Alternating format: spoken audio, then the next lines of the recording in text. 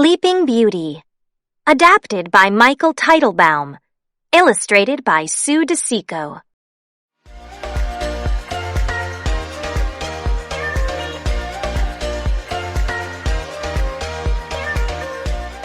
Long ago, in a faraway land, King Stephen's fair queen gave birth to a daughter. They named her Aurora. To honor the baby princess, the king held a great feast. Nobles and peasants, knights and their ladies, everyone flocked joyfully to the castle. King Stephen welcomed his good friend King Hubert to the feast. King Hubert had brought his young son, Philip, with him. The kings agreed that someday Philip and Aurora would be married. Among the guests were 3 good fairies, Flora, Fauna, and Merryweather. Each wished to bless the infant with a gift. Waving her wand, Flora chanted, "My gift shall be the gift of beauty." "And mine," said Fauna, "shall be the gift of song." Merryweather was next.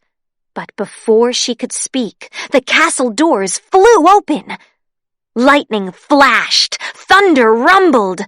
A tiny flame appeared and grew quickly into the form of the evil fairy Maleficent. Her pet raven was perched on her shoulder. Maleficent was furious, for she hadn't been invited to the feast. "I too shall bestow a gift on the child," she said with a sneer. "She shall indeed grow in grace and beauty. But before the sun sets on her 16th birthday, she shall prick her finger on the spindle of a spinning wheel and die." With a cruel laugh, Maleficent vanished. Everyone in the room was grief-stricken. But Merryweather still had a gift to give, and she tried to undo Maleficent's curse. She said to the baby, "If through this wicked witch's trick a spindle should your finger prick, not in death, but just in sleep, the fateful prophecy you'll keep, and from this slumber you shall wake, when true love's kiss the spell shall break." King Stephen ordered that every spinning wheel in the land be burned, but he still feared the evil fairy's curse, so the good fairies hatched a plan. They would take Aurora to live with them deep in the woods, safe from Maleficent. The king and queen agreed. They watched with heavy hearts as the fairies hurried from the castle, carrying the baby princess. To guard their secret, the fairies disguised themselves as peasant women and changed Aurora's name to Briar Rose. The years passed quietly, and Briar Rose grew into a beautiful young woman. At last, the princess reached her 16th birthday. Planning a surprise, the fairies sent her out to pick berries. Fauna baked a cake for her, while Flora and Merryweather sewed her a new gown. In a mossy glen, Briar Rose danced and sang with her friends, the birds and animals. She told them of her beautiful dream about meeting a tall, handsome stranger and falling in love.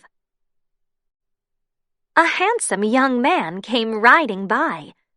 When he heard Briar Rose singing, he jumped from his horse and hid in the bushes to watch her. Then he reached out to take her hand. Briar Rose was startled. "I didn't mean to frighten you," the man said. "But I feel like we've met before." Briar Rose was very happy. She and her admirer gazed into each other's eyes. The young man didn't know she was Princess Aurora, and she didn't know he was Prince Philip, to whom she had been promised in marriage many years before. Back at the cottage, the fairies gave Briar Rose her birthday surprises. Then Briar Rose told them that she had fallen in love. "Impossible!" they cried. They told her the truth at last. She was a princess betrothed at birth to a prince.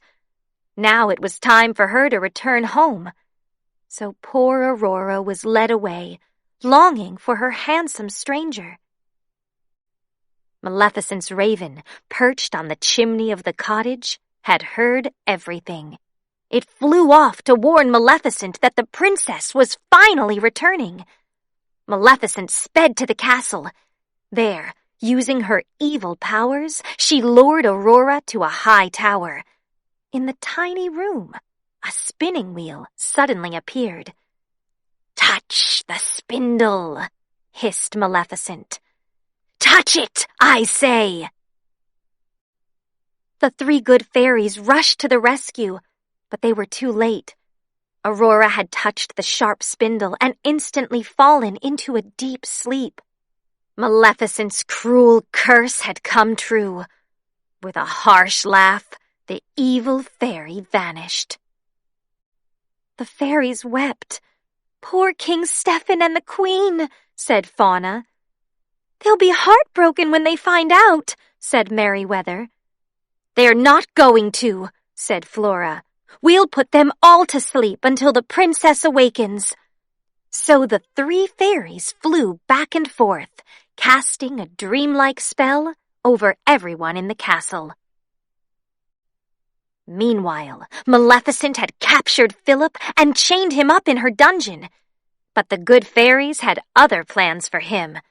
Using their magic, they broke the chains. They armed the prince with the shield of virtue and the sword of truth. Then they sent him racing to the castle to awaken the princess. When the evil fairy saw Philip escaping, she hurled heavy boulders at him. But the brave prince rode on. When Philip reached Aurora's castle, Maleficent caused a forest of thorns to grow all around it. Philip hacked the thorns aside with his powerful sword. In a rage, the evil fairy soared to the top of the highest tower. There, she changed into a monstrous dragon. "Now you shall deal with me, O prince!" she shrieked. Maleficent breathed huge waves of flame. Philip ducked behind his strong shield. Thunder cracked, flames roared around him. The prince fought bravely. Guided by the good fairies, he flung his sword straight as an arrow. It buried itself deep in the dragon's evil heart, and the beast fell to its death. Maleficent was no more. Philip raced to the tower where his love lay sleeping. Gently, he kissed her. Aurora's eyes slowly opened. Now everyone was awake. The king and queen were overjoyed to see their daughter again, and wedding plans were soon made.